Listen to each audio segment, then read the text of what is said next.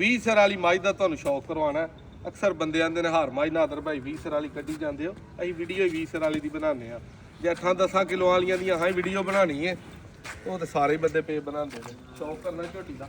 ਕੱਲ ਝੋਟੀ ਸੂਈ ਹੈ, ਪੱਕਾ ਦੂਜਾ ਸੂਆ। ਇਧਰ ਨੂੰ ਢੋਰ ਸੀ, ਪਿੱਛੇ ਕੱਟਾ ਬਿਲਕੁਲ ਤਾਜ਼ੀ ਸੂਈ ਹੈ। ਪੂਰੀ ਢੋਰ ਕੇ ਤੇਰਾ ਸ਼ੌਕ ਕਰਵਾ। ਬੋਲਾ ਜਿਹੜਾ ਨਾ ਝੋਟੀ ਉਹ ਕਰਮਾਂ ਵਾਲੀ 16-17 ਡੱਬੇ ਕਰ ਗਈ ਹੈ।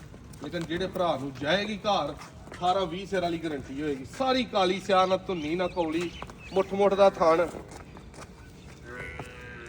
ਸਾਰੇ ਕੰਮ ਜੂ ਵਾਲੇ ਪੂਰੇ ਨੇ।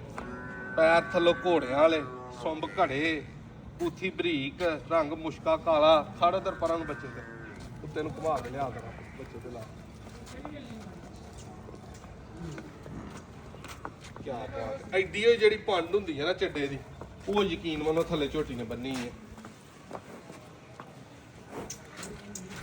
ਅੱਲਾ ਦੇ ਫਜ਼ਲ ਨਾਲ 18 ਸਿਰ ਮੌਕੇ ਤੇ ਚਵਾ ਕੇ ਵੀ ਦਿਆਂਗੇ ਜਿਹੜਾ ਕੋ ਭਾਈ ਆਈਏ। ਤੇ ਜਿਹੜਾ ਕੋ 10-15 ਦਿਨ ਸਾਂਭਣ ਦੇ ਫਿਰ 20-22 ਸਿਰ ਨੂੰ ਕੋਈ ਨਹੀਂ ਭਾਰ ਹੁੰਦਾ।